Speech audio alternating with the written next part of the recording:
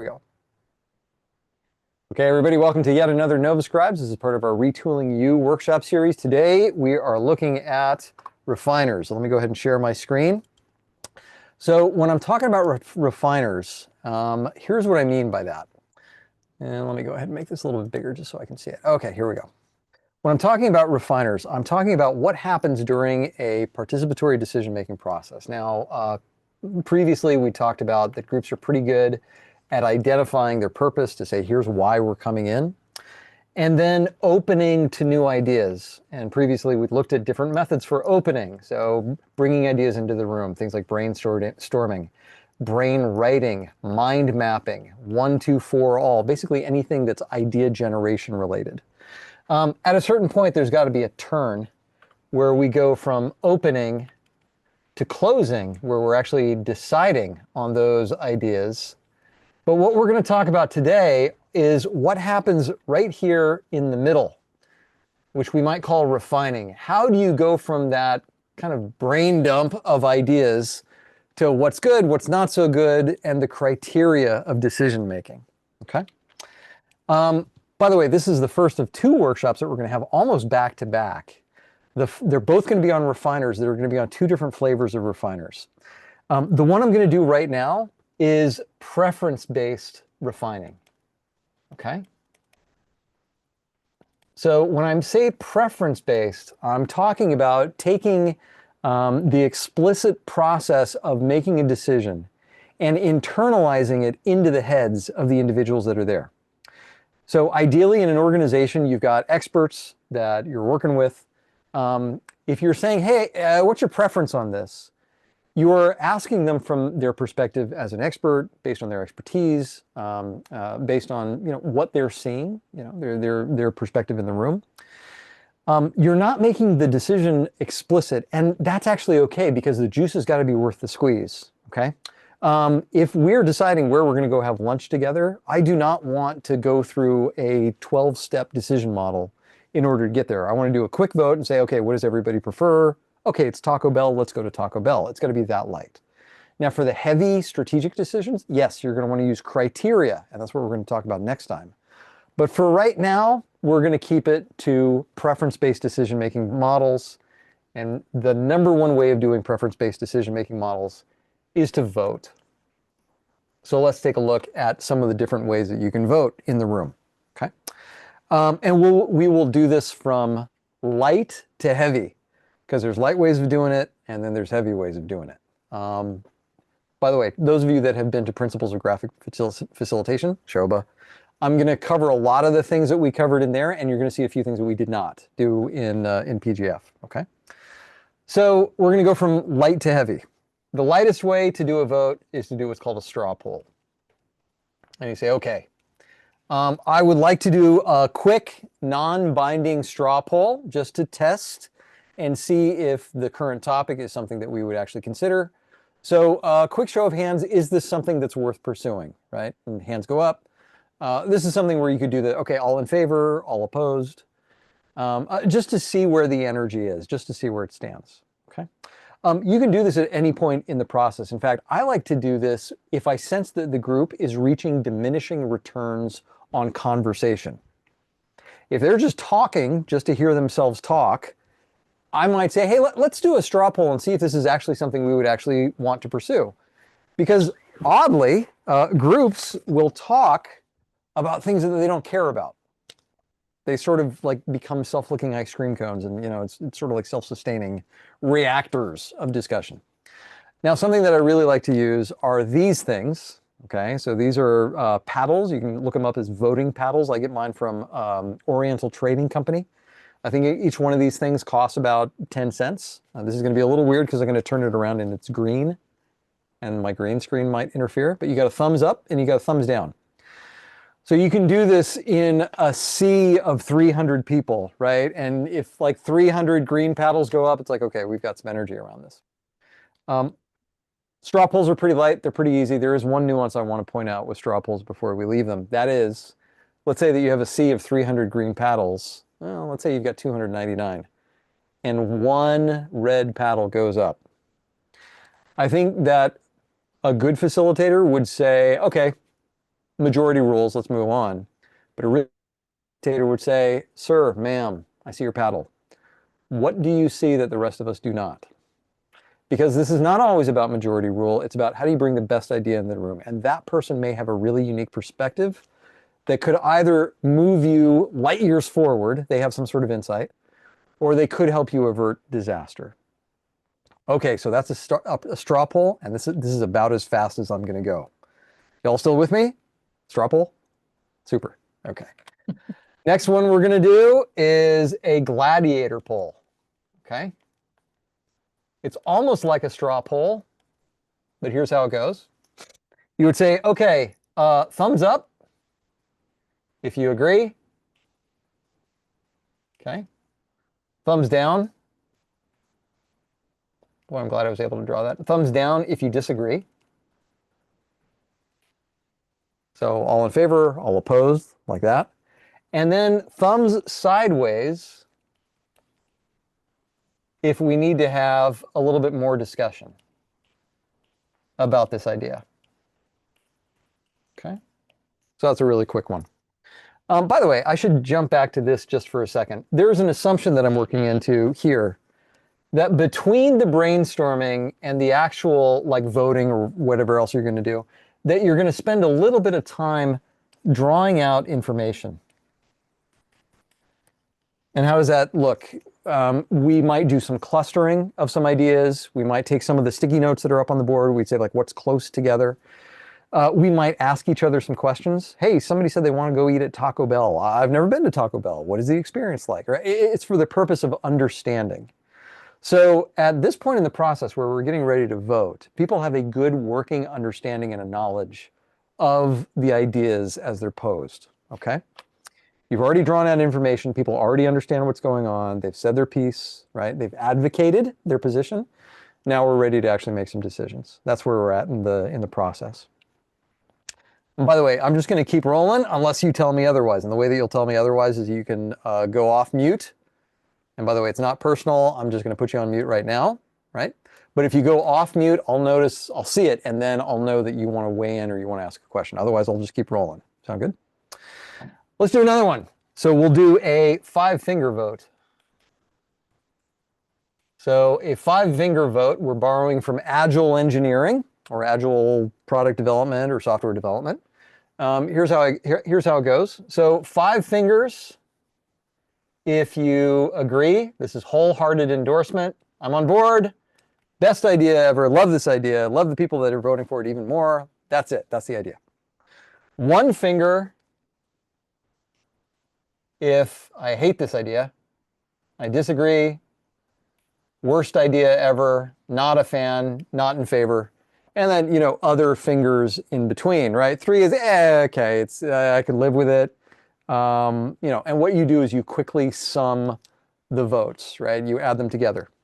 Couple nuances about that. First of all, let's see.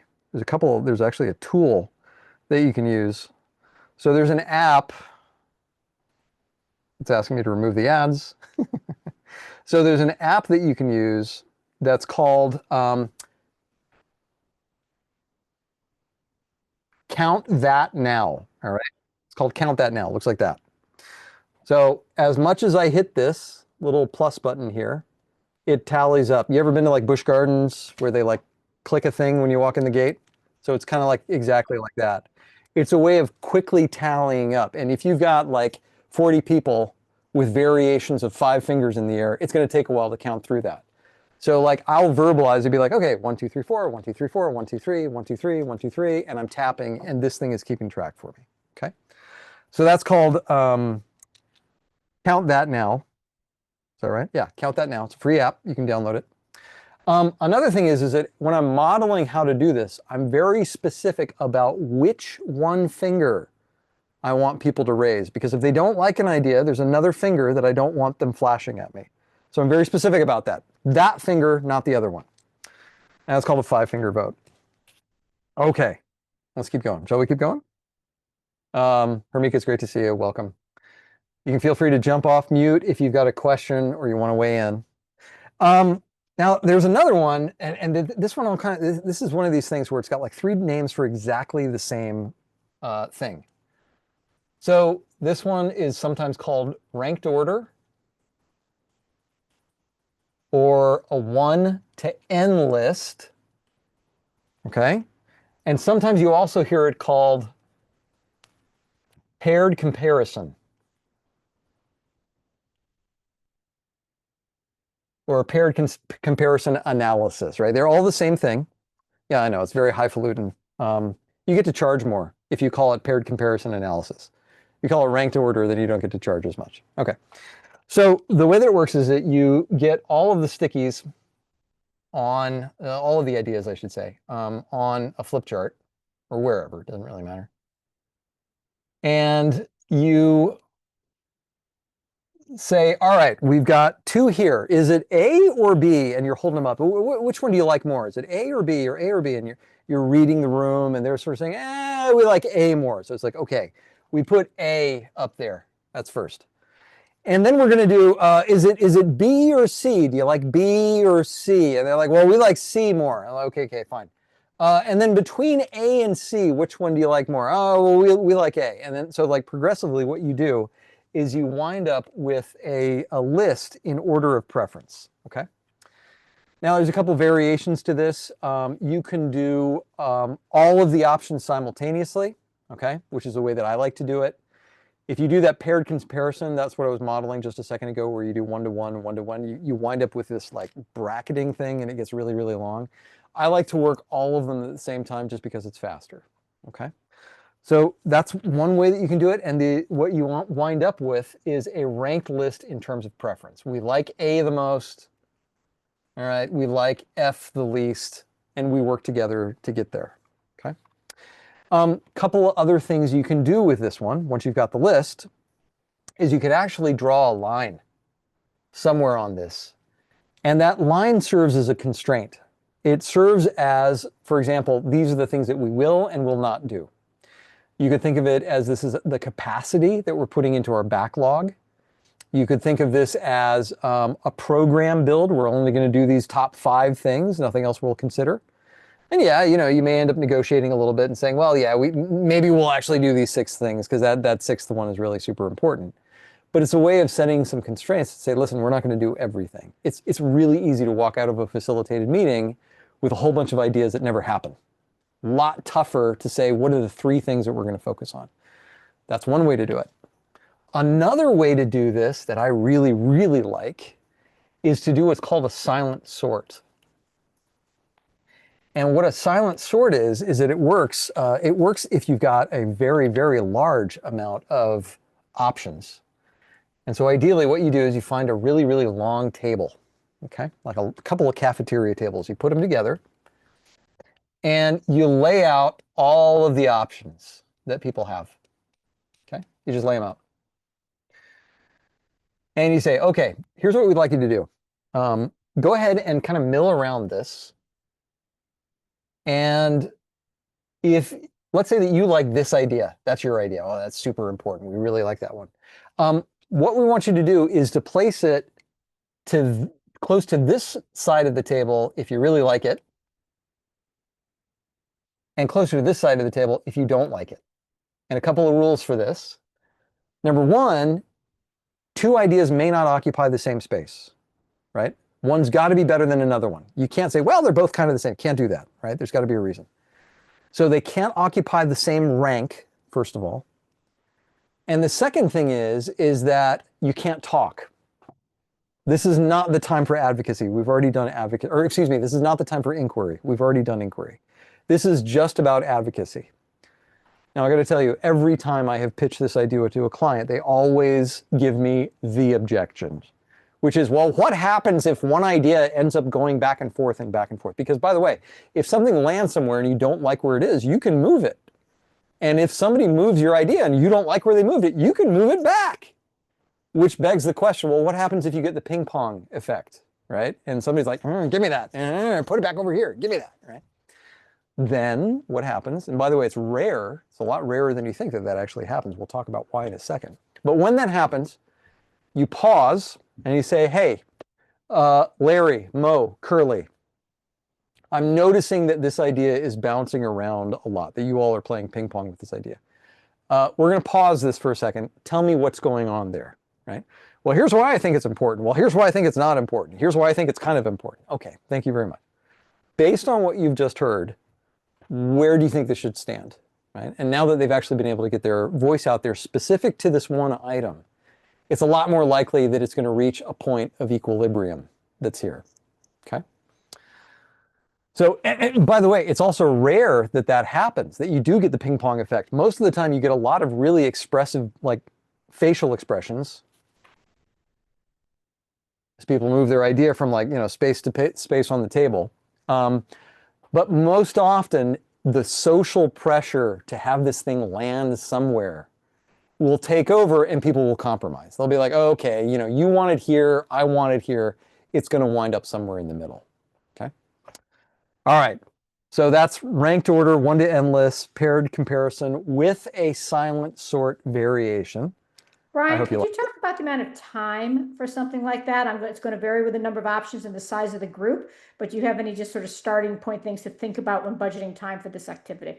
You know what? Interestingly, this one can be super fast. I once did this for the board of the American Bar Association, so attorneys, right?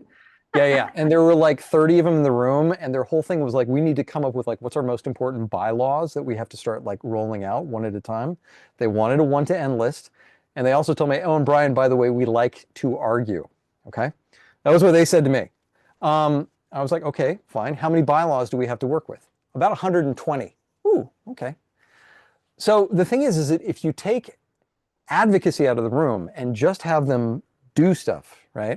It was actually pretty fast. They got it done in about 30 minutes, okay? And that was a long one. Sometimes it's even less than that. It can be like 15, 20 minutes. By the way, they were not happy with that. And I was like, guys, how come you're not happy? And they said, well, we didn't get the chance to argue.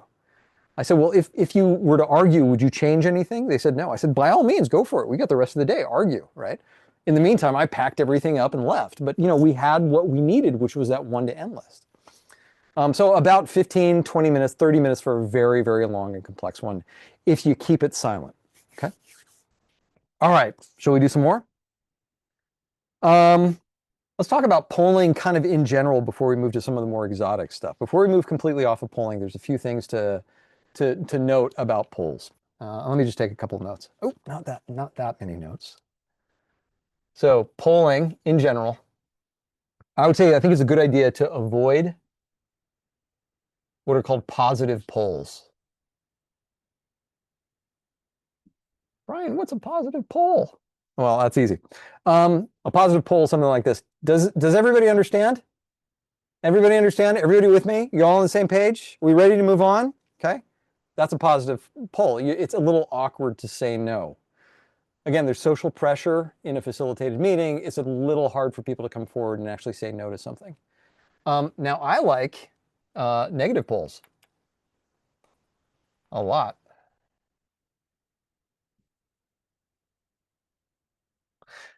Is there anything unclear, right? Who needs me to go over that again? Who disagrees? Who needs that repeated? Is anybody not ready? It's a lot easier to say yes to something like that, right? Especially if you can imagine in the sea of, I don't know, 40, 50 people. Is everybody ready? All hands go up except for the one. You're going to miss the one that didn't raise their hand. You want the one person who's not ready to go, okay, Bob, we'll give Bob just a second. Perfectly okay. Let's give Bob a little bit more time, and then we'll get started. So use negative polls. There's also, this is kind of related to polls, but I would say an individual check-in is also something that you can do here. And you might call that, you might call that sampling if we were putting on our statistical hat, right? I want to hear just a few opinions. Larry, Mo, Curly, haven't heard your voices in a while. What do you think? Tell me what's going on there, right? So a little bit of sampling. Okay, let's move on to everybody's favorite option for polling. Karen raised her eyebrows. She probably knows where I'm going with this one, and that is the multi-vote. Okay.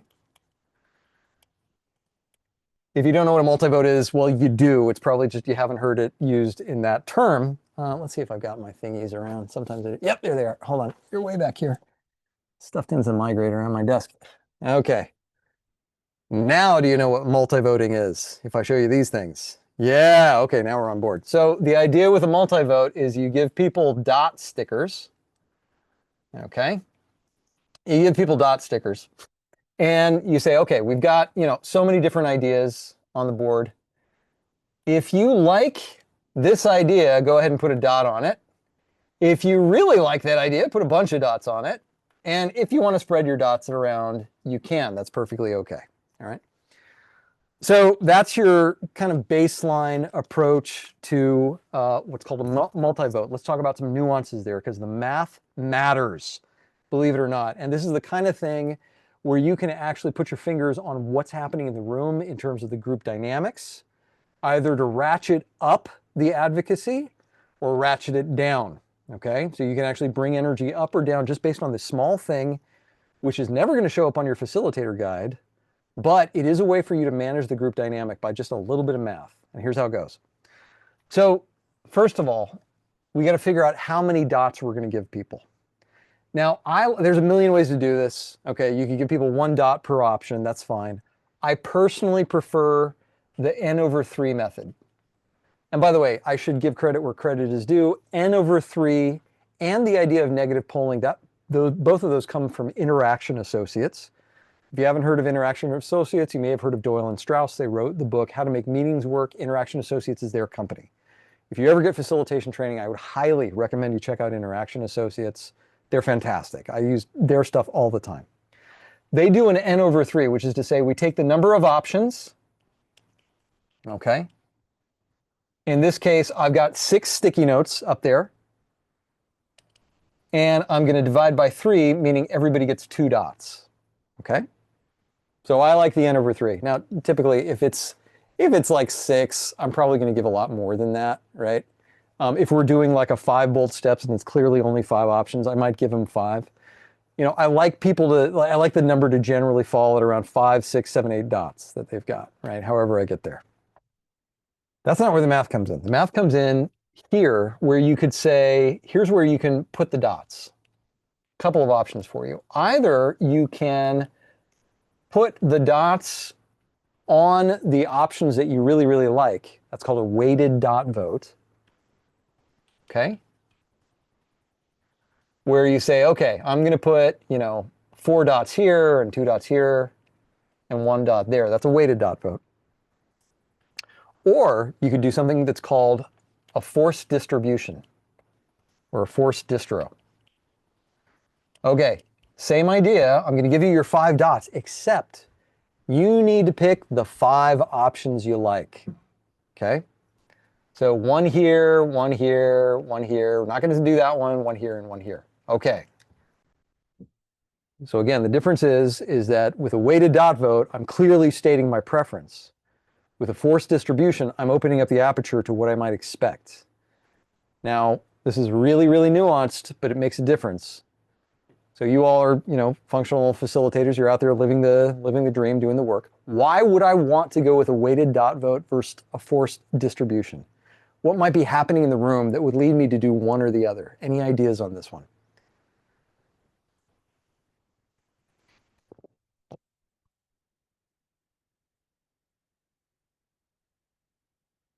I'm not going to bail you out on this one. All right, Hermika, you're very brave. Go for it. What do you got?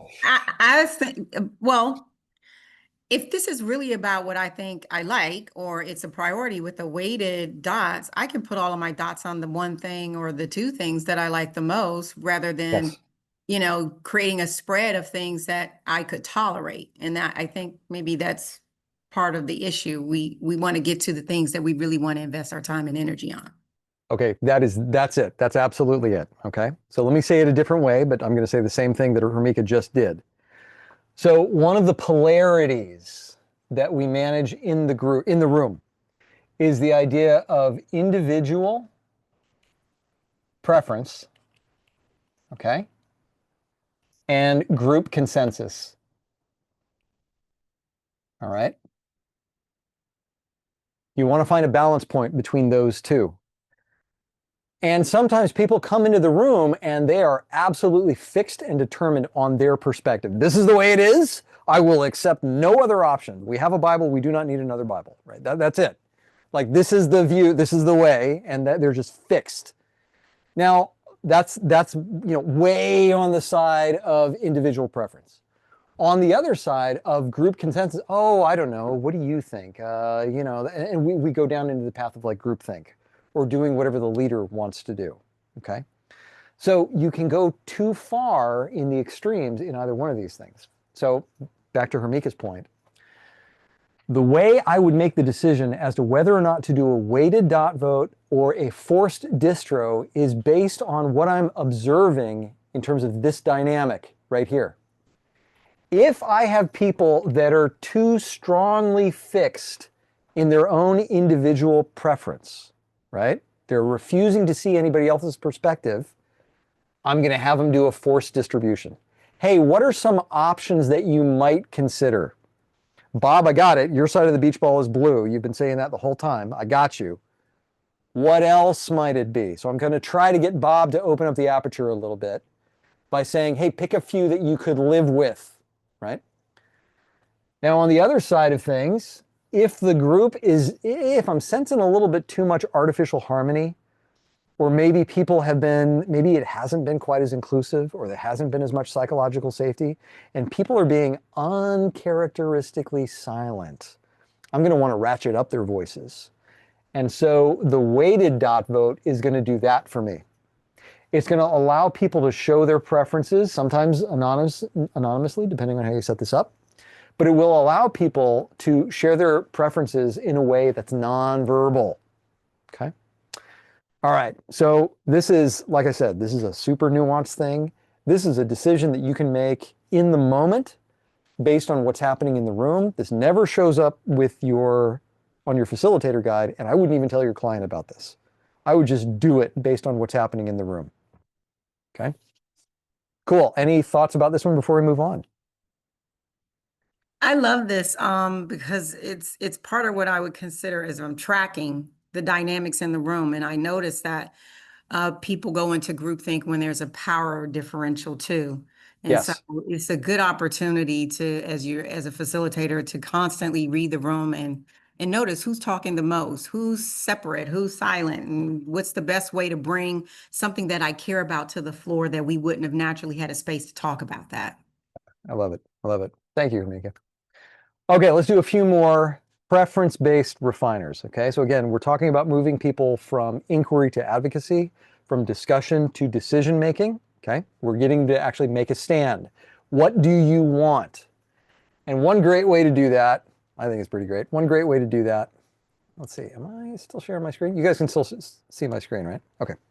One great way to do that is to borrow from Harrison Owen, the master, and to do vote with your feet. Okay. Now, vote with your feet is itself a function of Harrison Owen's open space technology. I find it to be a really good refining method. I think it's a really great way that you can get people to make a choice and literally stand by what they believe in.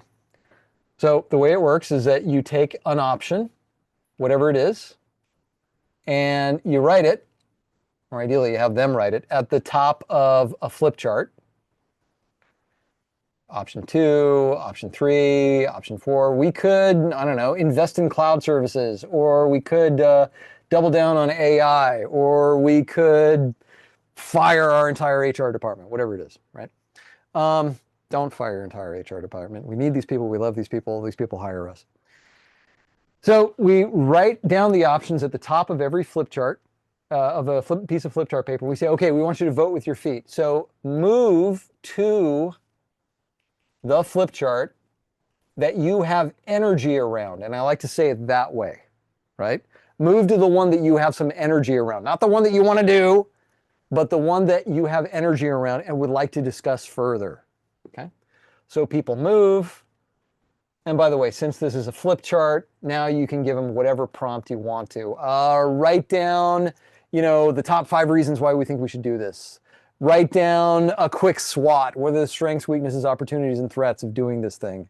Write down the pros and cons, the benefits, whatever you want them to do, right?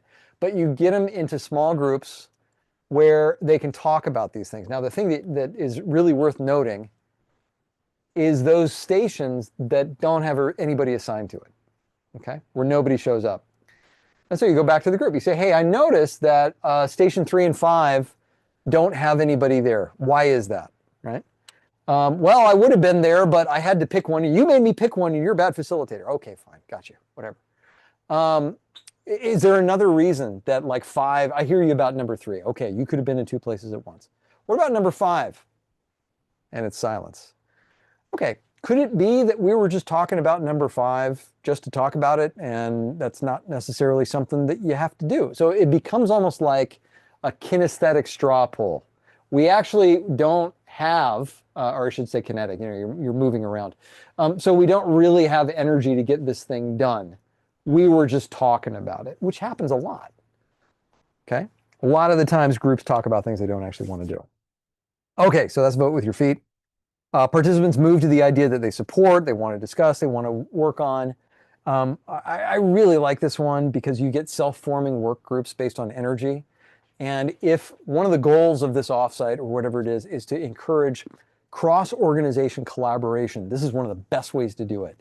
Because it doesn't matter what department you work in, it's about what do you care about. Right? From here, you can move them into actually like making plans, doing a graphic game plan, doing some project planning. I really like this move. All right, let's do a couple more. You guys still with me?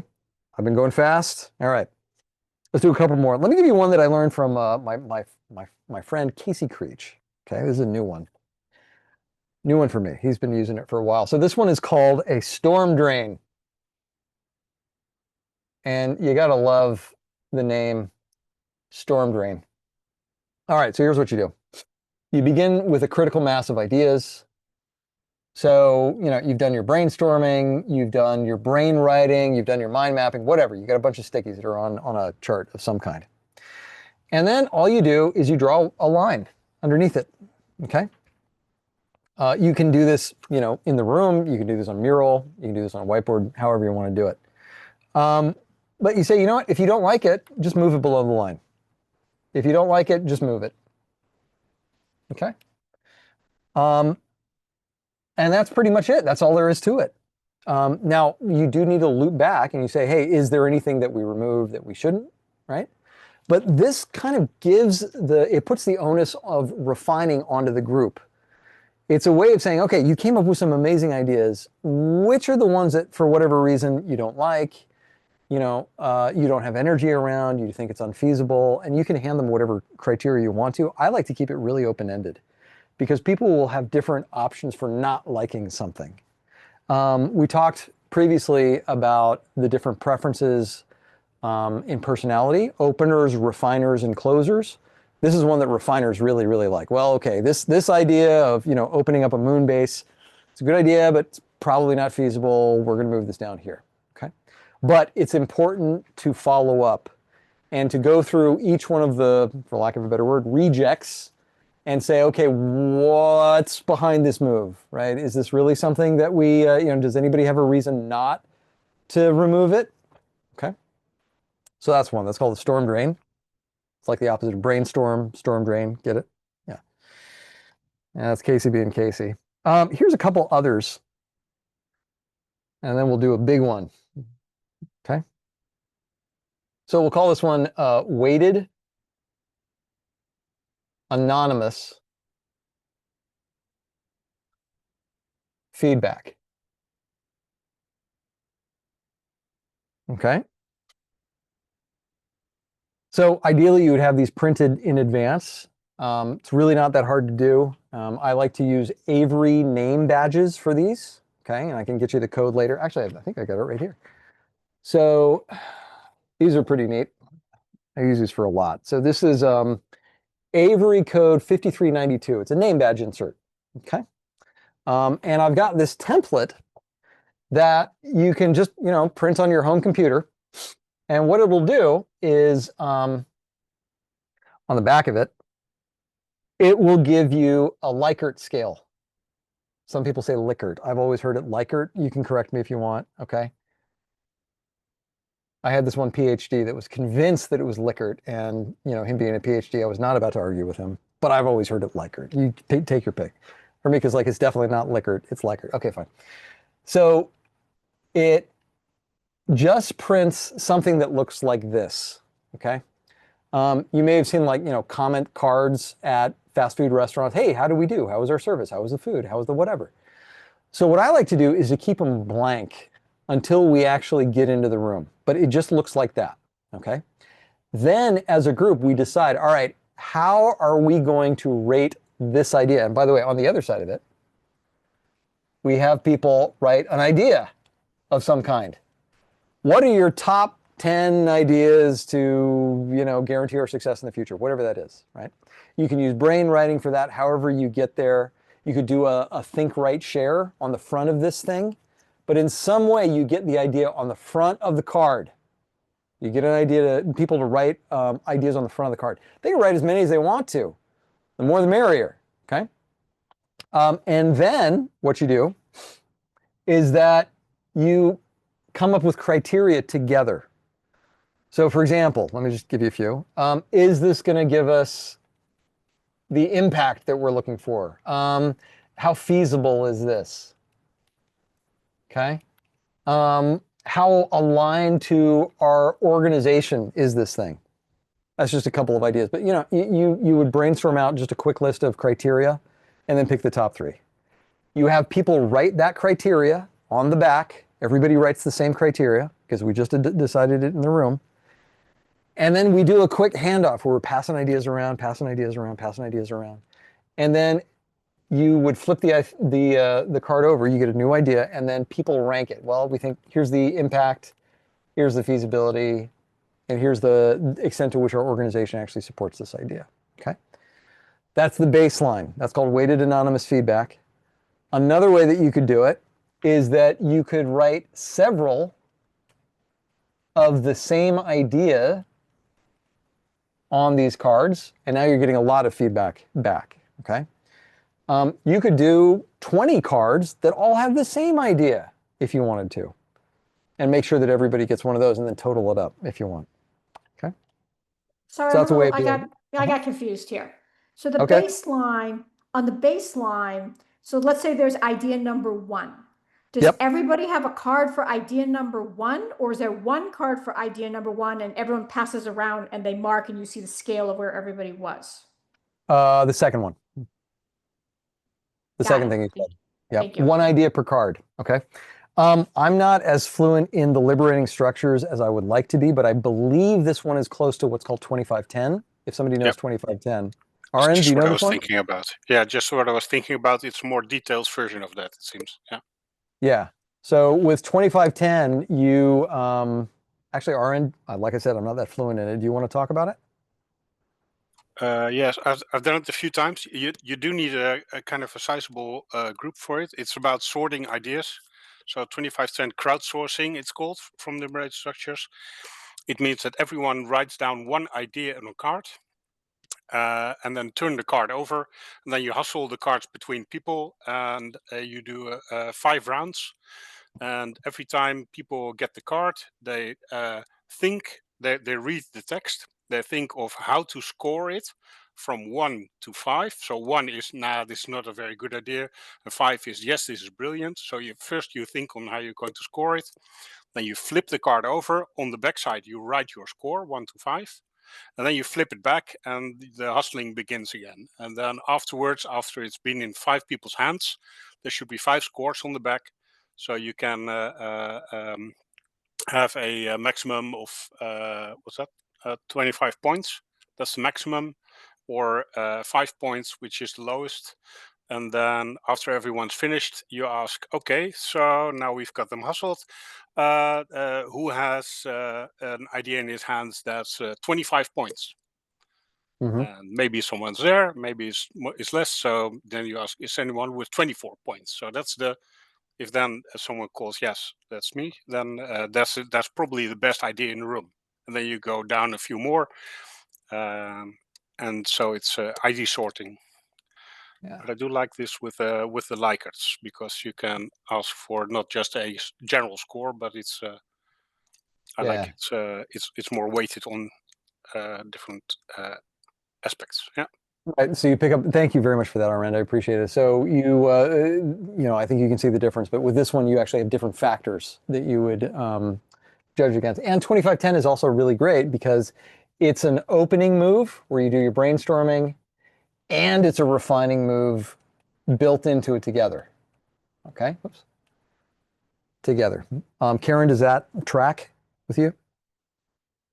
I understood Aaron's explanation. My only question is, if you're only going to 5 people, how do you know that the score of the 5 people is representative of the room overall? You don't really. It's sort of a random sampling. Okay. Yeah. Yeah, that's terrific. Thank you. Good question. Let's see. I think I'm going to skip this one. Well, all right. Here's one that I've been wanting to try, but I haven't done it myself. Okay. Let me just caveat. All right. I really, really wanted to do something with Harvey balls. Anybody know what a Harvey ball is? No? Okay. Anybody ever seen like what was it? Consumer Reports, right? If you've ever read a Consumer Reports, you've seen a Harvey ball. So the way that it works is you've got a series of circles, and this is like, okay, it's a little bit, it's about half of it, 3/4 of it, it's all of it. Okay, so that's one way that you can do it. Okay, and you may have seen this one before, where we'll do, this one is a splat, this one is a tomato, and this one is a certified fresh. Right, that's also another version of a Harvey ball. I'm just going to do a light touch on this one because I actually haven't done this one before, but I've wanted to just because how cute it is. Okay, we'll get there. Okay, let me do the heavy one.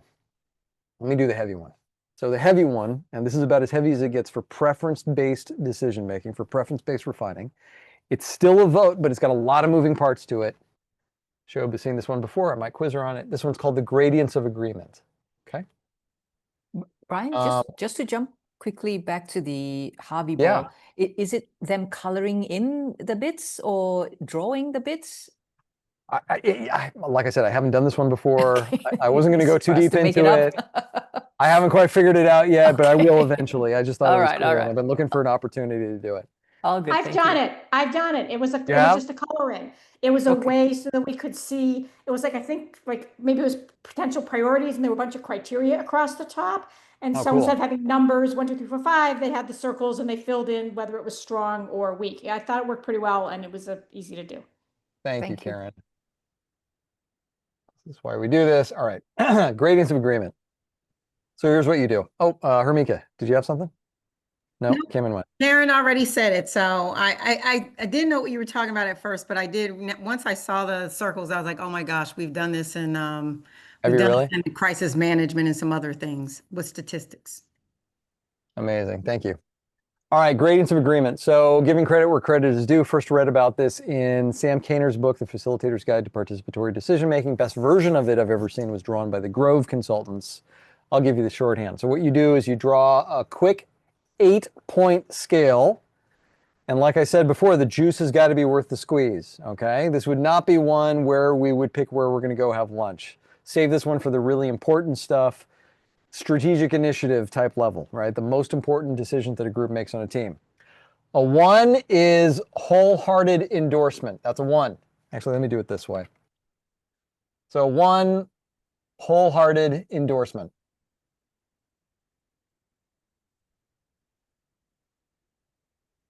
Okay. I love this idea. Love the people that came up with this even more. I'm completely on board with this. Best idea since sliced bread. We do this. This guarantees our success for the next decade. Awesome. Plant a flag, declare success. Okay.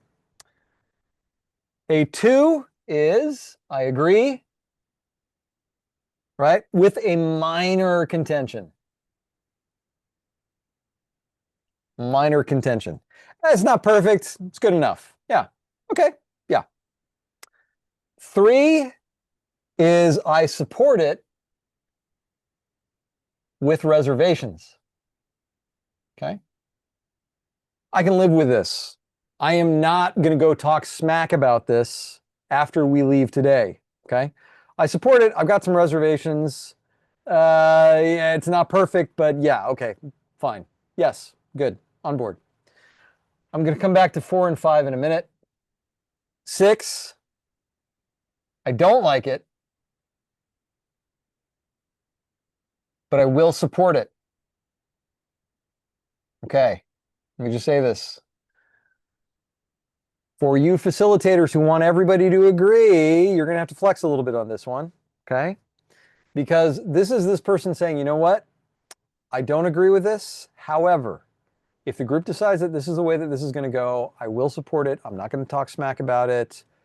I have advocated my position, but I will support the decision. And by the way, that is a very emotionally intelligent place to be, okay? That's perfectly okay if somebody gives you a 6 and you say it just like that. I would say, I don't like this, but I will support it.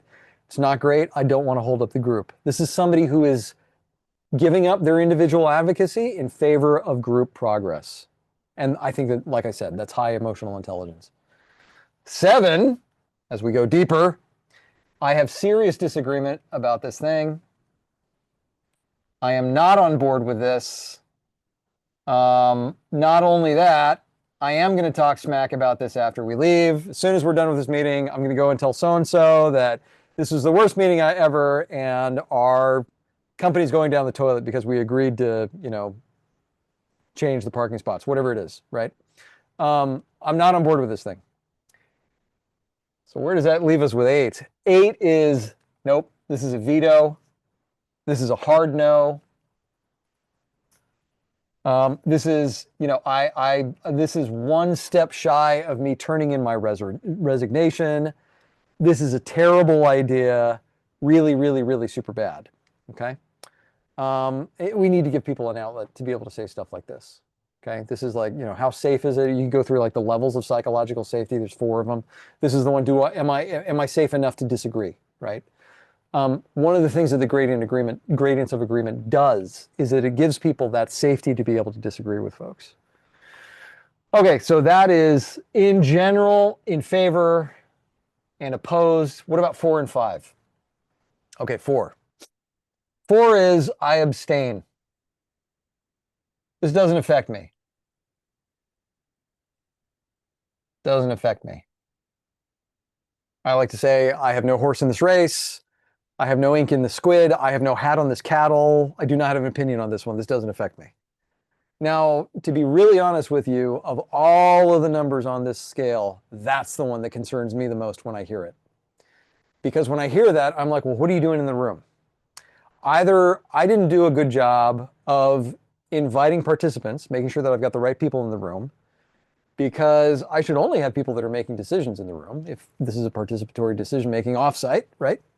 So either I didn't do a good job of getting the right people in the room, or you don't feel safe enough telling me the truth about where you stand on one side or the other, because people will often opt to 4 if there's a lack of psychological safety.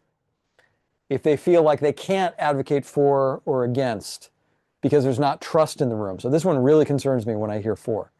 So when somebody throws a 4 down, I'm super dialed in on their tone of voice, their facial expressions. I'm like, okay, where's this coming from? You know, I'm really trying to pay attention to what's going on there. 5 is more discussion is needed. Okay. Now remember, at this point, we would have already talked a lot. We would have advocated, we'd have drawn out information, we'd have done some clustering, we've weighed pros and cons. We've already had the discussion. So Shobha, just because you're off mute, I'm going to pick on you just for a second, right? Let's say that Shobha throws a 5. She's like, we need to have more discussion. I'm going to be like, okay, great, Shobha, got you. What specifically do you need to hear so that you can either vote on one side or the other? What's missing for you? What have you still not heard? Well, I don't know. We're talking about this whole strategy thing. And I think, no, Shobha. We're not going to, we've already had that discussion. What specifically do you need to hear so that you can either vote for or against? Okay. So she hears what it is, and I'm like, okay, who can hear from, and Shobha tells me ideally, right? She's like, well, this thing about the parking lots, are we going to use like white or blue paint? Okay, who's doing this? You know, Julie, is it white or blue paint? It's blue. okay, Shobha, now that you know that it's blue paint, can you vote for or against, right? She said, well, okay, I'm a 5. Okay, fine. Wait, you were there before. 6. Okay, fine. 6, you're at 6. So you specifically ask, what do you need to hear about this before we move on? Okay, that's what that's all about. All right. Can you hang with me a little bit longer? I got 2 more for you. This is as much as I wanted to get through. All right, we're gonna keep going. Whew. We're gonna diverge a little bit from refining into feedback, okay? So there are tons of different feedback models out there. I'm specifically dialing in on feedback that you can use for ideas, for tasks, not for people. We talk about like people feedback. We're using stuff like SBI, situation, behavior, impact, beer, behavior, effect, expectation, result. I'm not talking about that stuff. I'm talking about what do we specifically use in order to give and receive feedback on ideas. And here's a few of them. This is like the bonus round, quick hit, lightning round. We're going to go through these fast. All right. First one I like is I like. Chimpanzini, bananini, wah, wah, wah, bananucci, monkey, monkey, monkey, uchi. That was cool. Did you get him? Chris Cushing, everybody. Zoom bomber assassin right there. Don't let people in that later, right? All right, feedback. Little feedback. Feedback. I like, I wish, what if? Okay. I've just got chimpanzee Bonanucci in my head right now. All right, so I like, I wish, what if about ideas. All right, I like this thing about it. I wish it had this. What if it had this? And sometimes you see this as I like, I wish, I wonder, which is a little bit alliterative, right? So, and why do we do it this way? Because we're inviting feedback in a structured way. We're inviting feedback in a way that kind of pulls the, it doesn't make it personal. It kind of pulls the teeth out of it, okay? Another way to do the same thing, feedback around ideas, is to do a plus delta, okay? So the plus would be, here's something positive, something that I liked about it, and the delta is something that I would change about this thing, okay? And you can do this a bunch of different ways. You just grab a couple of flip charts, one with a plus, one with a delta, and you just say, okay, what are your pluses and deltas? People fall into a groove of doing this stuff. You can also do, and I think this comes from Luma, rose, bud, thorn, okay? So a rose is, of course, something that you liked, okay? A thorn, I like to draw a little cactus, a little saguaro there for this one. A thorn is something you didn't like, right? Something that was suboptimal, a weakness of this thing. And a bud would be an opportunity. Here's something that we could do differently, okay? One more, and then we'll call it a day. Last thing, one piece of feedback, and I think that this is a really good idea to do, following just about everything, is to do a start, stop, continue. You carve up some space, you say, okay, what are the things that we need to begin? What are the things that we need to stop doing? What are the things that we need to continue doing? And just like that 1 to n list, this is a good opportunity for you to create some constraints by the amount of space that you put there, or at least to make the observation, hey, there's 20 things that we're starting, 20 things that we're continuing, and 1 thing that we're stopping. How are we going to do that, right? So you can add some available constraints to this thing, okay?